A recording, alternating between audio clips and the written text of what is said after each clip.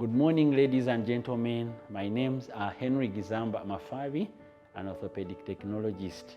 My responsibility as an orthopedic technologist is to make artificial limbs, lower limbs, and the upper limb. This morning, I would like to share with you one of the approaches that we use in making sockets for the lower limb, and this is bubble draping. Bubble draping is a scientific approach of making sockets out of a plastic, white in color, thick. The thickness is about 12 millimeters or half an inch. The size depends on the cast you are going to drape. And normally they appear in different colors. We have the transparent one. That one is used for checking the stamp tightness. Then the white one is the final socket that we always provide. So this process from the beginning to the end involves almost an hour and a half. You prepare the plastic, fix it onto an aluminum frame which fits tightly. The plastic fits tightly into the frame, then clamping it with screws alongside the frame. Then you set on your oven, switch it on to the required temperature of not less than 125. You heat it steadily while checking. So when this plastic is ready, on the frame that it has been mounted on, plus a standing frame, you normally see through the glass of the oven and see it dropping. When it is ready, you pick a pair of gloves, fit it onto your hands, then open the oven. You draw out the frame where the plastic has been fixed when it is already having the bubble dropping down towards the tray.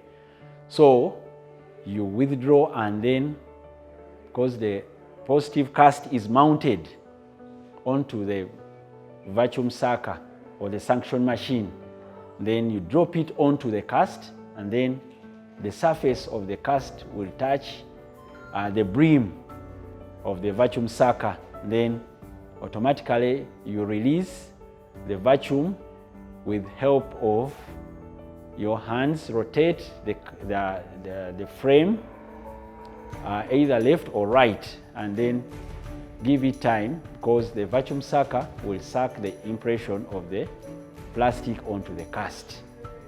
That's the first process. The second process of the bubble draping is after it has cooled on the vacuum or the suction pipe. You pick an oscillator machine or a sharp knife or a pattern knife, then cut it off from the brim of the vacuum sucker. Then withdraw the pipe from the vacuum sucker and rest it on the table. Then you'll pick an indelible pencil, a marker of different colors.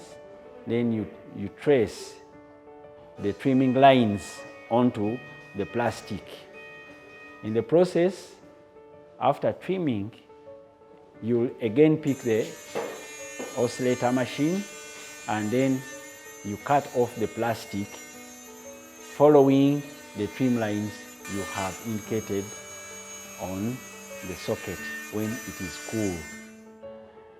That's the second phase of bubble draping. The third process is now after you have cut the socket and alongside the trim lines, you'll pick the socket, take it to the machine, grind it, and make smooth edges, ready for you to do pre-fitting of the socket onto the stump of the patient.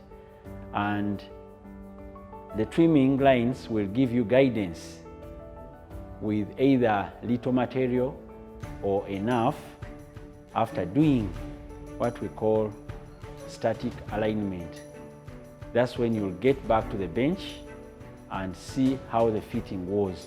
If the fitting is fine, You withdraw the socket from this patient's stump, then give it time, request the patient to sit, then automatically you'll have now to go back to your measurements, pick them, let them guide you on how to do the other part of assembling the components, fixing it onto the socket. So after all that has been done, you request the patient again to come in, fix the socket or don the socket onto the stump, and the patient will be required to do what we call dynamic alignment. That is now the final process of bubble draping sockets, and if the fitting is fine, then automatically you have to draw an appointment with the patient for him to come and do the training to discover more if either the socket from the beginning was tight or it was loose. So in the training is where we normally give the patient the chance to explain whether the socket is comfortable or it's uncomfortable. So with that, ladies and gentlemen, that's the process of bubble draping.